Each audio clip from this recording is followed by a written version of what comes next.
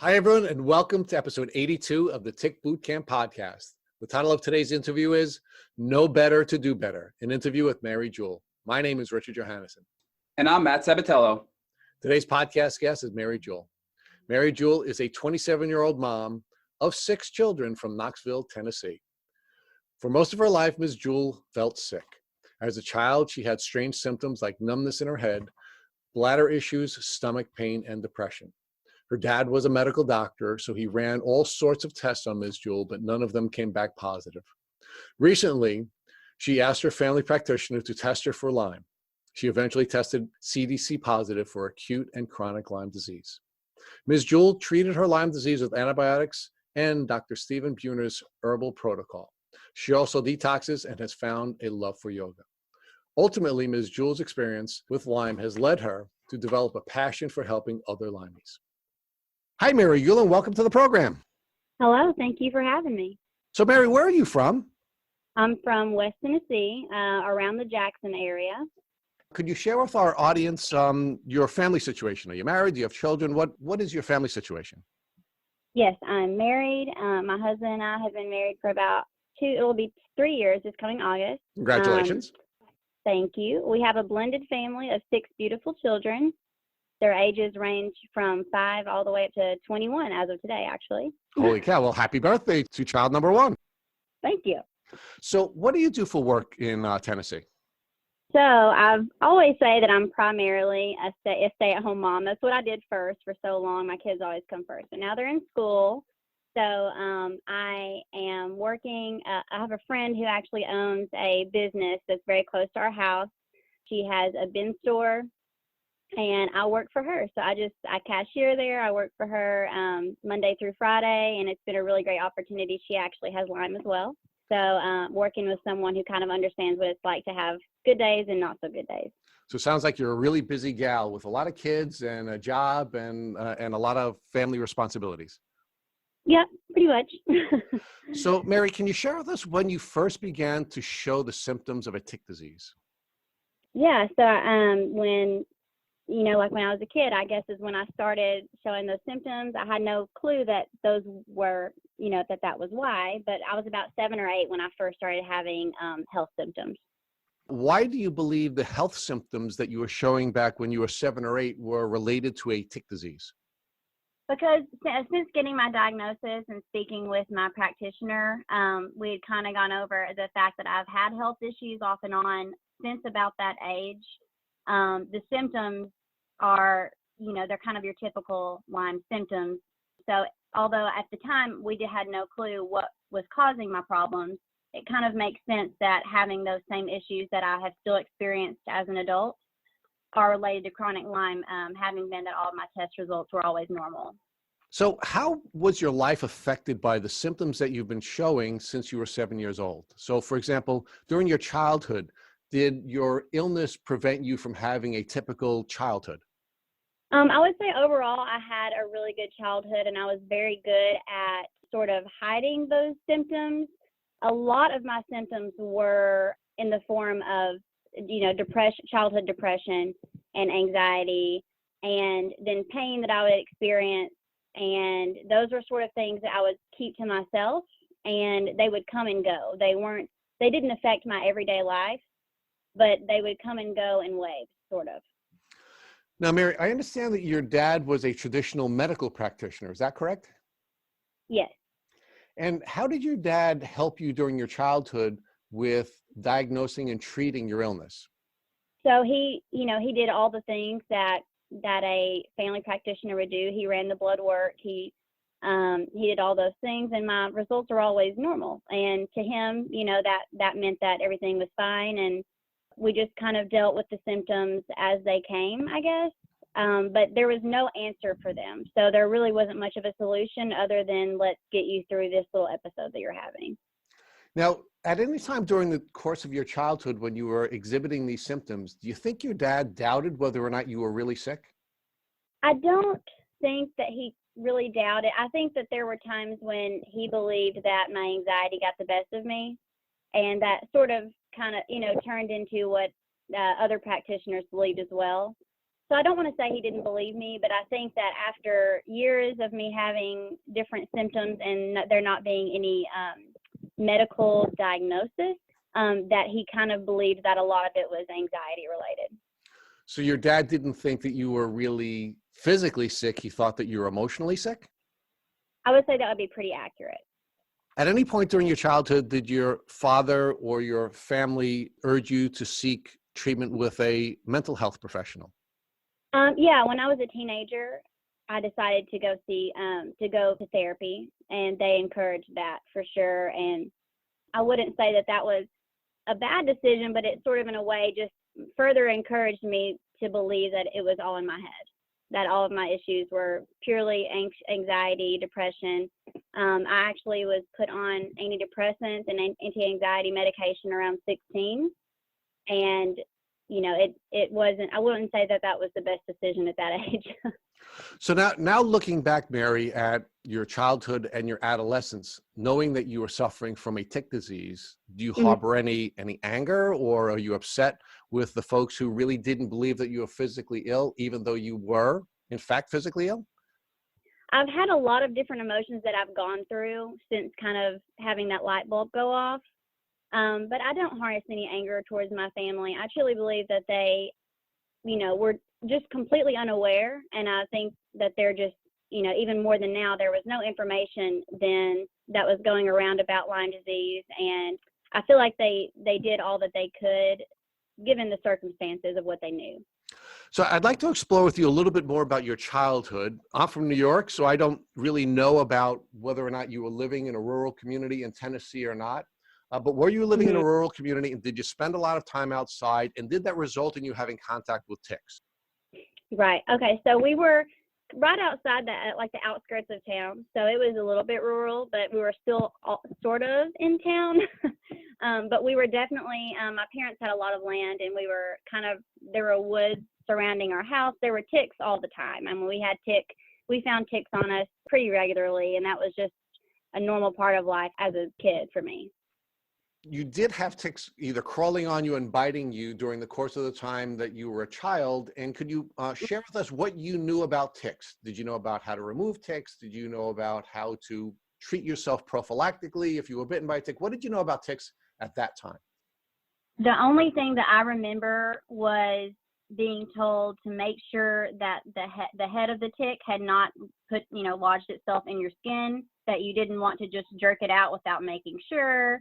Other than that, it was just take the tick off and, you know, basically I put some Neosporin on the bite. There was nothing more expensive than that I can remember.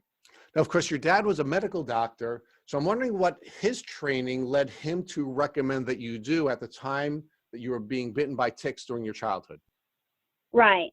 Yeah, it makes me wonder as well. My dad actually passed away 2 years ago on Thanksgiving. Oh, I'm sorry.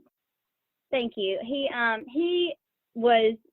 of called himself the country doctor. I mean, he grew up, you know, in the country as well. He had, you know, our whole family was used to having ticks. I remember my siblings finding ticks on them. We would go outside all the time. We'd go fishing. You know, my dad would find ticks on him. I feel like it was sort of just a normal thing, and I'm not sure that he had any training at all on what to do in that case.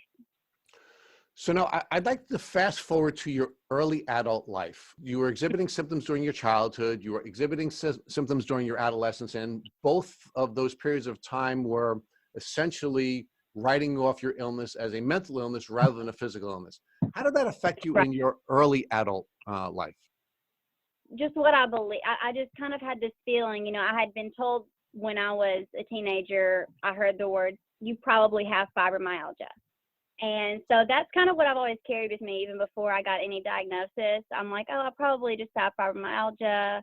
You know, it's not really something that can be tested. I'm just going to, you know, go on about my life. And as a young adult, I had my first son when I was 19.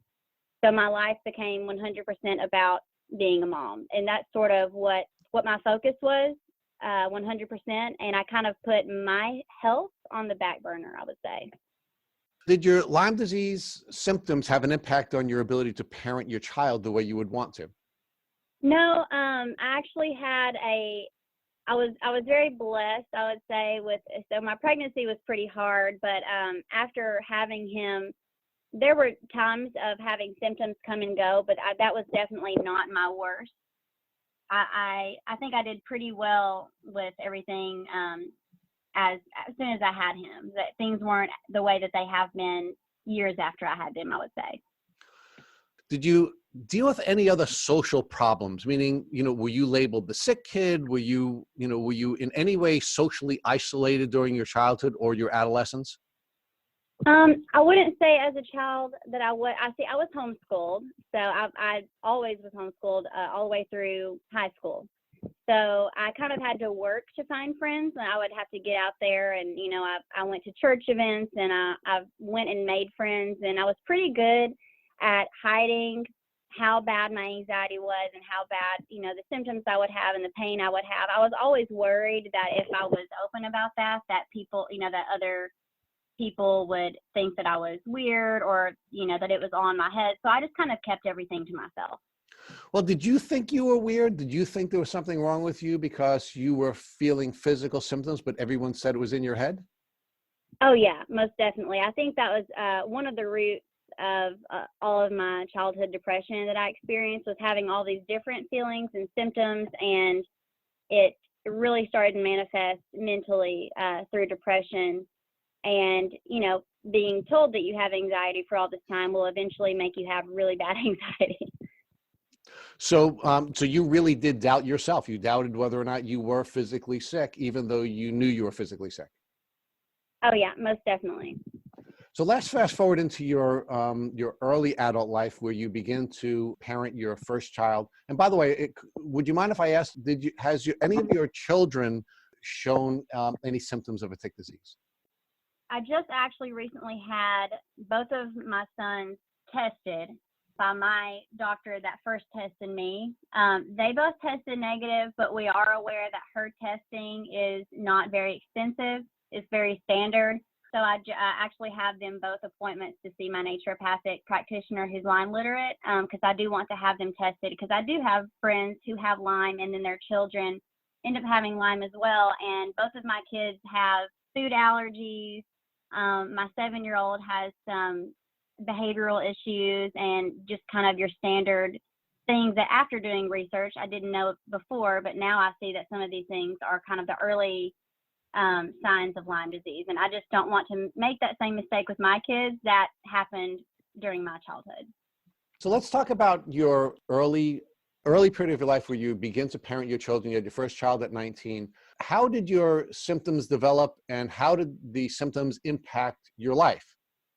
I think that honestly, when I think back of when my babies were little, that was a much easier time. I think that I had gotten to where, I was pretty good at managing when I would have those symptoms. I kind of knew, here are the things that I can do to kind of help myself when I'm having pain.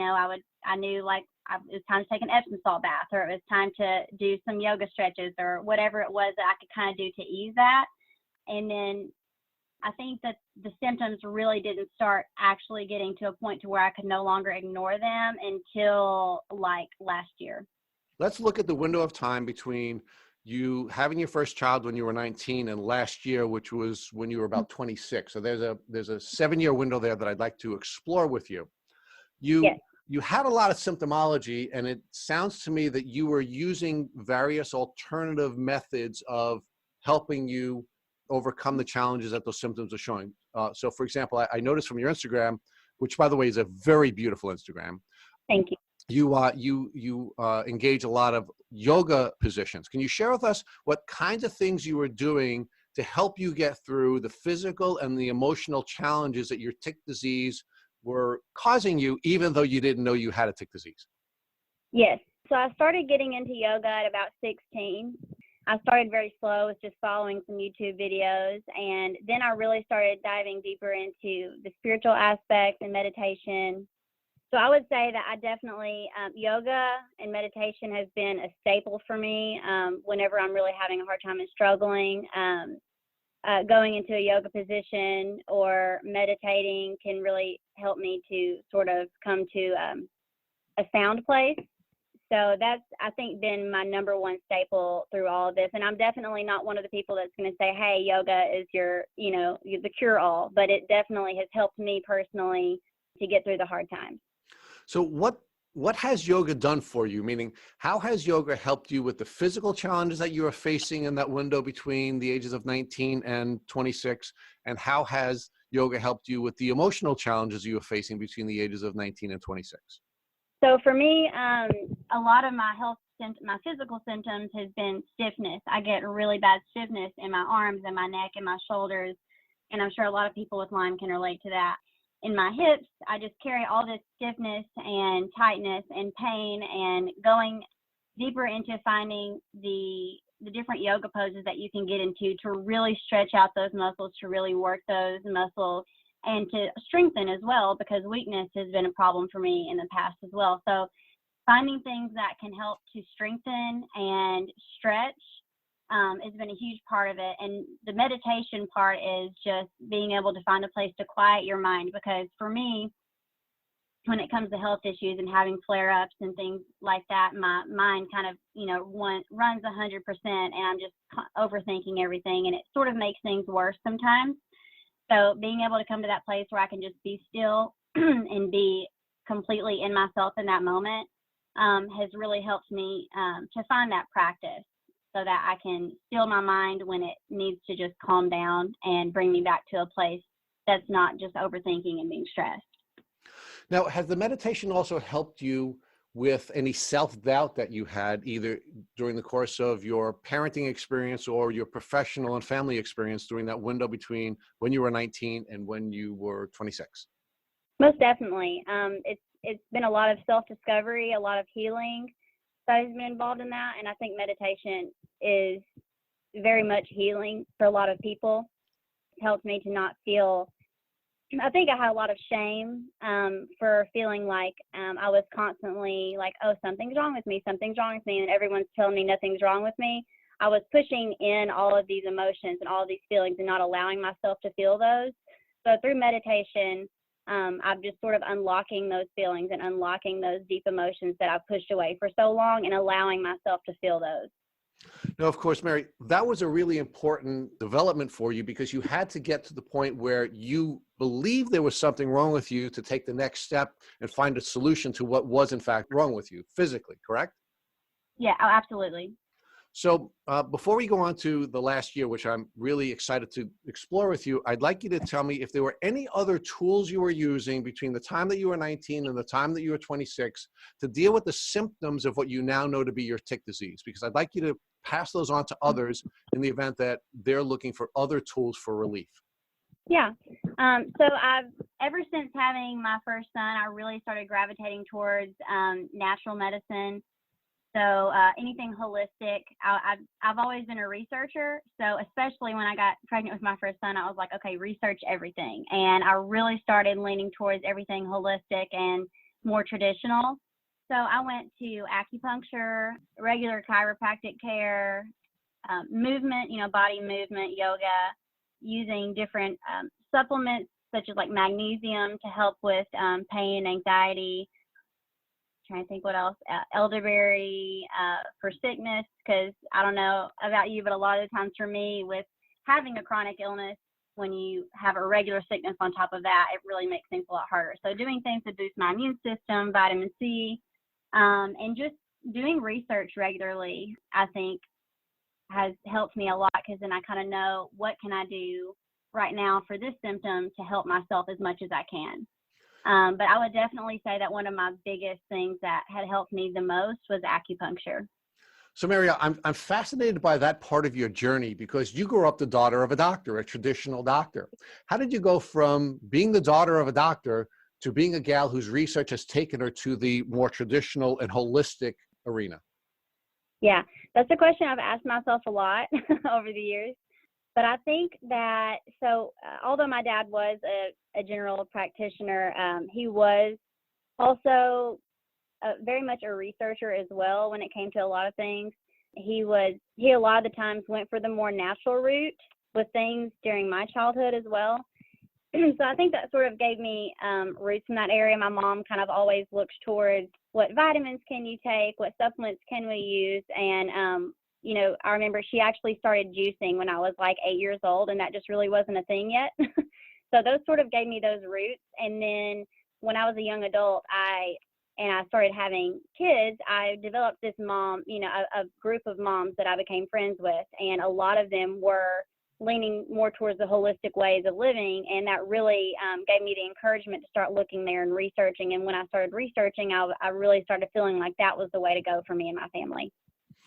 So now, Mary, your life begins to develop in a way that you were using traditional medicines, and you were healing through using some of the traditional tools like yoga and meditation. You start to become more emotionally healthy, and then you have a breakthrough in about the last year. Can you share with our listeners how your life changed and how you were able to get finally to a diagnosis? Yes. So I am not the best at remembering actual dates, but in 2019, it's probably about 7 months ago now, I noticed a bite on my leg, and my husband and I had just went hiking like the week before that. But we do live, you know, we live in Knoxville, Tennessee. We live near the mountains. There are kind of ticks everywhere around here as well. I noticed a bite on my leg. I didn't think much of it. I just sort of, you know, took care of it like I would take care of any other bite. It wasn't your standard bullseye rash, so I really didn't think tick. And at the time, I wasn't super aware of, you know, I hadn't really done my research on Lyme yet. I went on about, you know, regular life, and I started noticing some symptoms about a week later. I first thought, okay, well, this is just a fibromyalgia flare, because I had had my fibromyalgia diagnosis about a year before that. So I thought it was just from fibromyalgia, not a big deal. And then I started noticing weakness in my arms, weakness in my legs. It started getting worse every day. My neurological symptoms started. I had a lot of brain fog. I started forgetting a lot of things. I started noticing that my words weren't coming out very clear. I was slurring my words, and that started becoming very scary.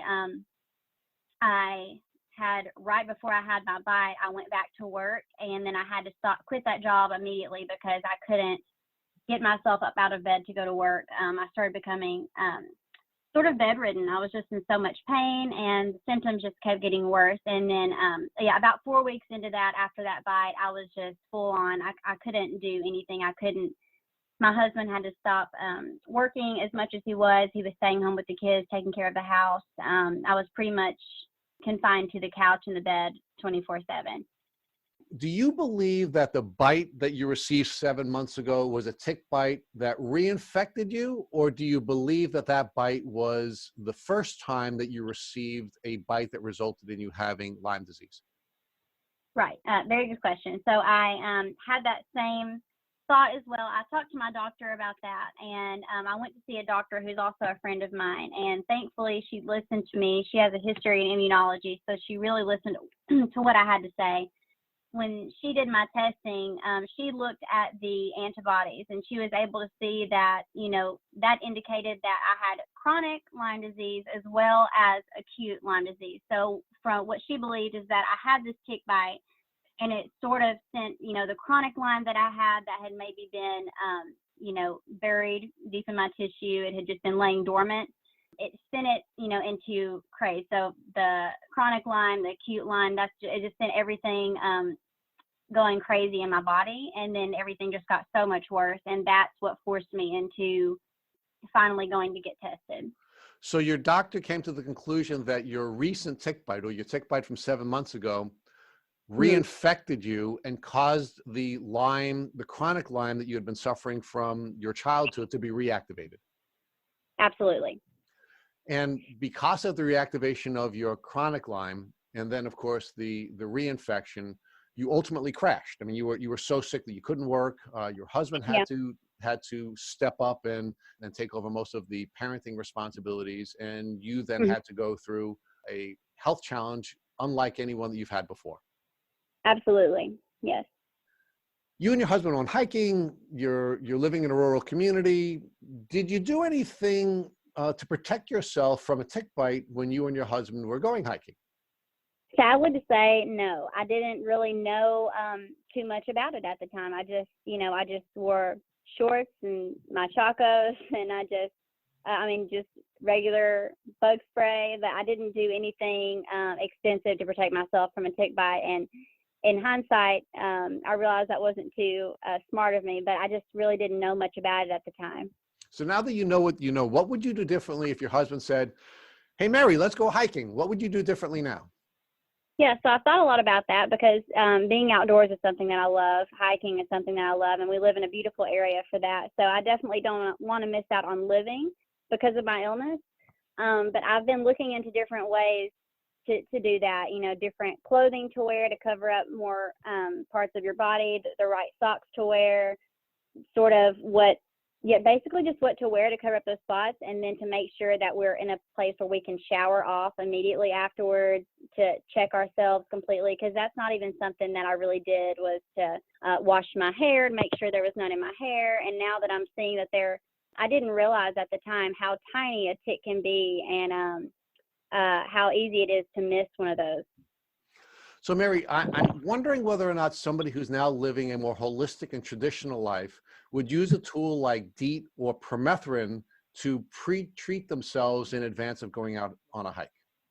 Right. So I don't use any products with DEET in it. I've kind of turned more towards essential oil-based bug sprays, and I make my own sometimes. But that's something that I'm going to put into practice much more this summer, having had the experience of this past year and knowing what I know now. That's kind of how I go about everything. When you know better, you do better. And now I know that that's something I need to protect myself and my family from much more extensively. So that's what we'll be doing this year for sure. Now, I'd like to ask you about the tick bite you did receive and the rash that you saw. Do you know anything differently about rashes now, and whether or not they have to be a bullseye rash in order to be a Lyme rash? Right. Yeah. So when I had the bite, I did not know that. But now I do, definitely, after doing much research. I can't remember the percentages right now. I'm sure you know, but there are many people never have a bullseye rash, and many people never even actually see the tick on them. So it definitely does not have to be a bullseye rash. For instance, my tick bite was sort of more like a blister, and it was definitely not your standard bite. And thankfully, I had a doctor that listened to me, because I know there are many doctors that if you don't have that standard bullseye rash, they're not going to take you seriously, and they're not going to believe that it was a tick that bit you. So now that you know what you know, and I think you're saying which is really cool. You know better, so you'll do better. If you were to go hiking and you were to see a different type of rash that wasn't a bullseye rash, how would you behave differently so that you wouldn't get sick the way you did this time?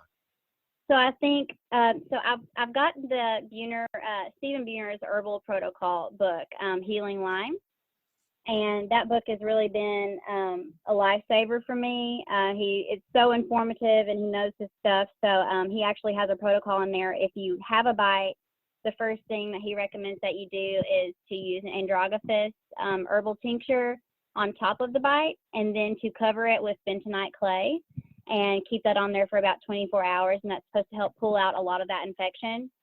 And then my second thing would be to call my Lyme literate naturopath and let her tell me what to do from there, because she knows her stuff as well. So I would definitely be very cautious about that, and make sure that I'm treating it the best that I can.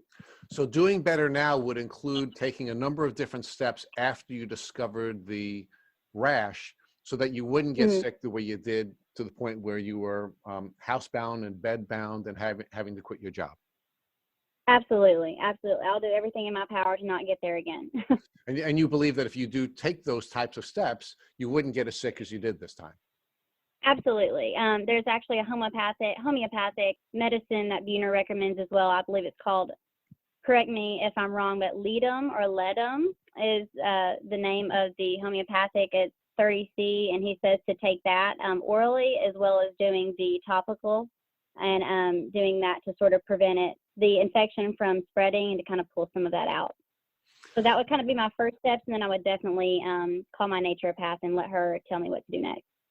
Now I want to fast forward to the experience that you had where you became really sick after this tick bite, and you and your doctor came to the conclusion that you were sick because of the reinfection.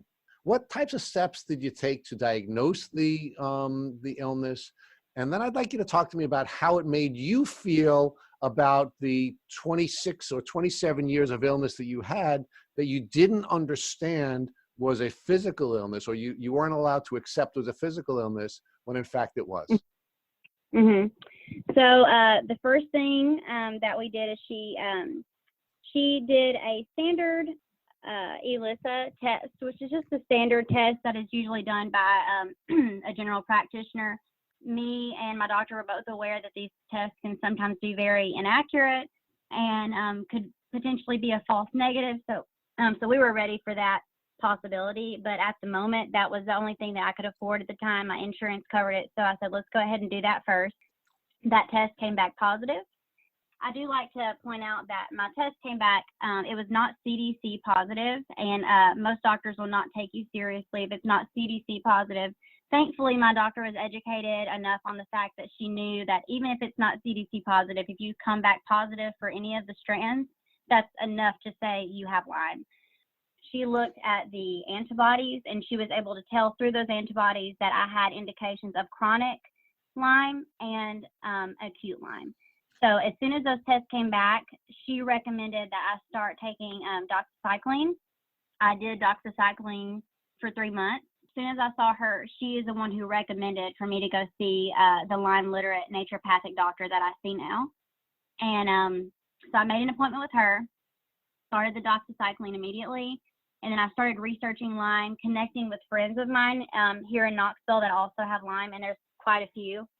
And they recommended Stephen Buhner's book. I bought that book. I bought the herbs, and with my doctors, I had the okay from my doctor to start taking those herbs alongside the doxycycline. So that was the first thing that I did before I went to go in and get my appointment with the naturopath. So Mary, I'm really interested now in how your diagnosis has changed your life, right? You must be looking at your 27 years very differently now that you have a diagnosis for all of the illnesses that you had suffered for all of those years. How did that make you feel differently about your life and your experience?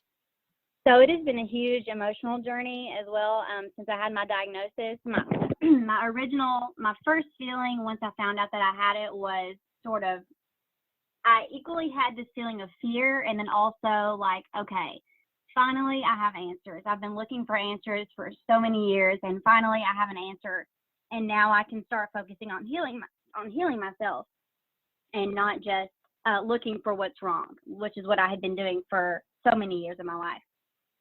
So you now finally have a diagnosis after all of these years of illness, and you're now able to pivot and start focusing on your healing. But yes. You've been healing for a long time. So what I'd like you to do is explore with us, what tools were you using before your diagnosis that you continue to use on your healing journey? And then I'd like you to talk to us about what new tools that you use to help you now that you have the revelation of Lyme. Right. So I continue to use yoga. That's always, I believe that will continue to be a staple for me. I definitely went back to acupuncture and started using acupuncture as well. How did that help you? That's been very helpful, actually. He used acupuncture and cupping and different things to help with circulation and the different parts of my body that hold the most tension and the most pain. So that's been a huge help for me. So those are things that I continue to use. I started using physical therapy as well, which has been helpful. I think anything that I can do to continue to build strength has been something that I would definitely say has been very helpful for me, because losing my strength was the scariest part of this past year. Now, Mary, how has the diagnosis helped you emotionally? Now that you've been validated and you have a diagnosis, do you feel differently about yourself? Are you more confident? Do you think you're able to do more because of this new confidence?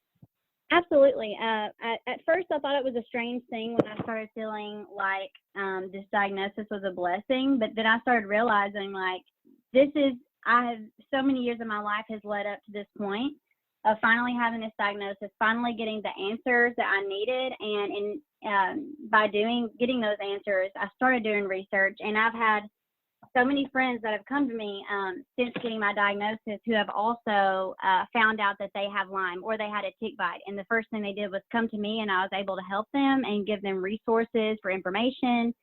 And that has really just felt like a calling for me. And I'm so thankful that even though this journey has been so hard for me, that now I'm able to help other people who are struggling through such a hard time, that it makes it all worth it.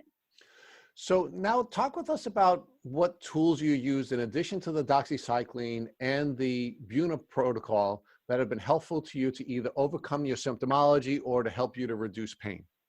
So I think detoxing has been a huge part for myself and many other people with Lyme and chronic illnesses. So detox fasts have become a huge part of my life.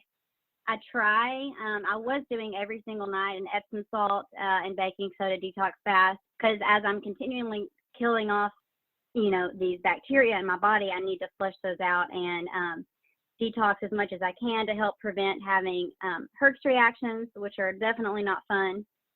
So anytime I would use a new treatment, for example, getting IV vitamins. The first time I had an IV infusion for vitamin C, I definitely had a huge Herx reaction after that, and I made the mistake of not doing a really good detox right afterward.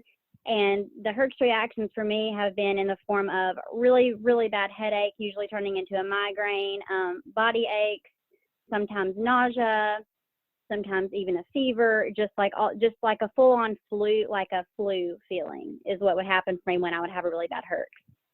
So Mary, what your approach would be is to use a herbal protocol, for example, then you would detox, then you'd go back to your herbal protocol, then you would detox. So detoxing was a vital part of your healing journey. Absolutely. I would definitely say that another thing that is very vital and important when you are treating yourself is to use a binder.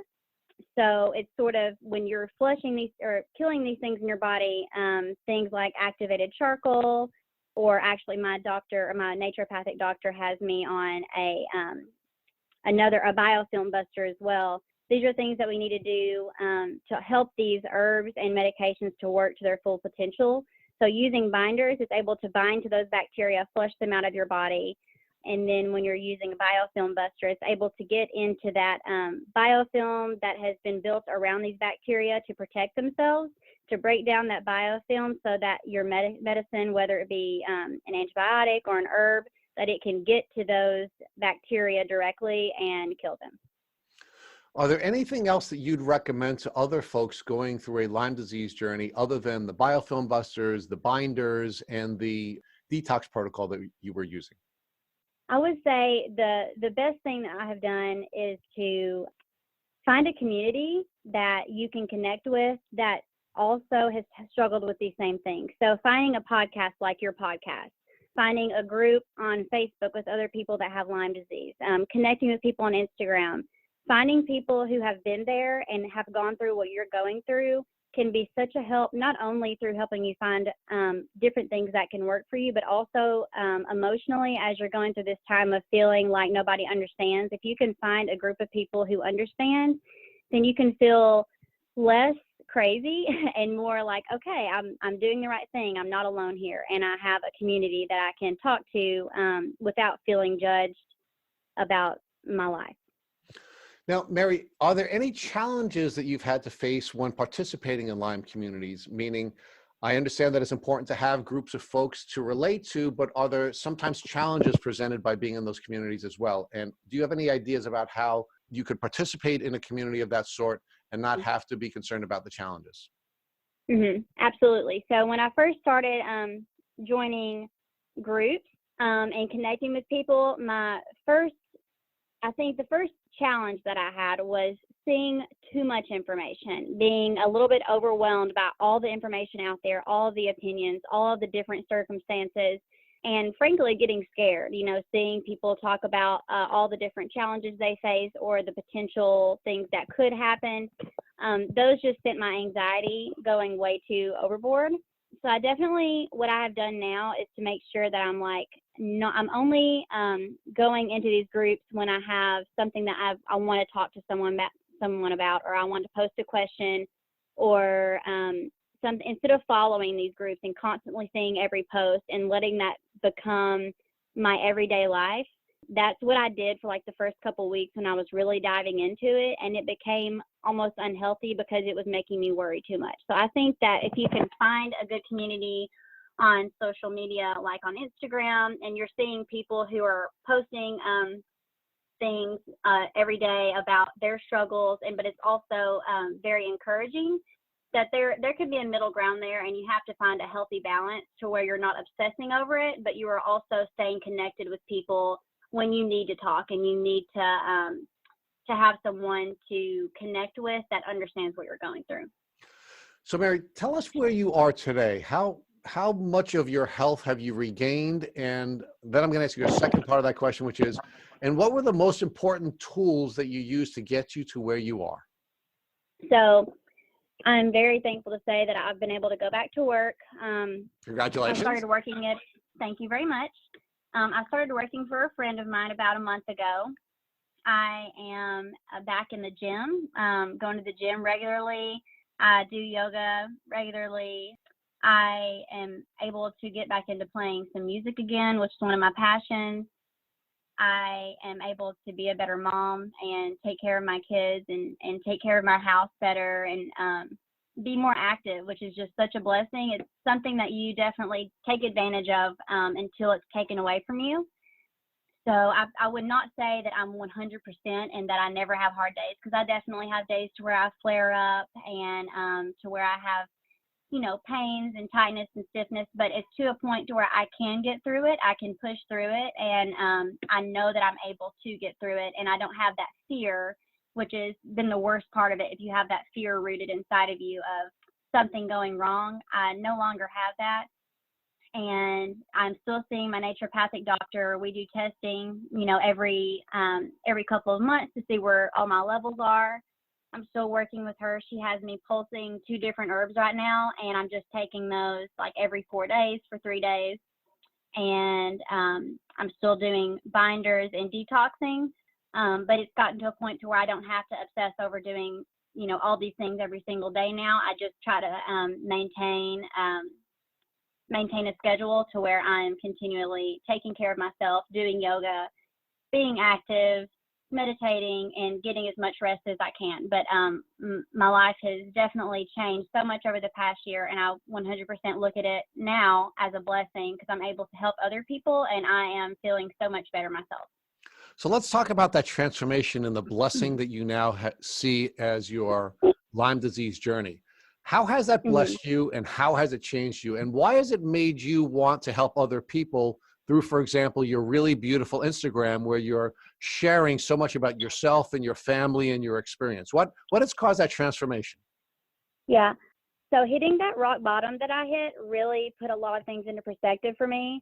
Having that fear of possibly losing my life definitely made me appreciate things more and want to live my life to the fullest.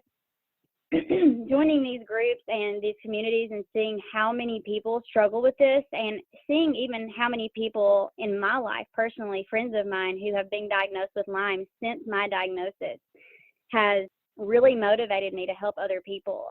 Since I've had friends who have come to me and they're like, hey, I have these same symptoms that you've had. What should I do? And I say, go get tested. And they get tested, and it turns out they have Lyme. And I am just like, wow, I have the power now to help other people to get on their path so that they can find healing as well. And being transparent for me has been something that's really, it's definitely vulnerable, but I feel like it's so important. So having my Instagram page and sharing about my experience is something that I'm happy to do, because I want to help anybody in every way that I can. Because I know once you get to that point, it's so hard to even imagine that you can ever get back to yourself again. And I want to show other people that you can. You absolutely have the power to regain your health and get your strength back.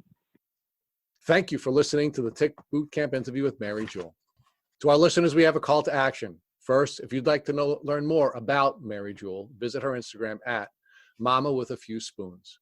Second, If you enjoyed this episode of the Tick Boot Camp podcast, please share it with your friends by using the social media buttons you see at the bottom of the post.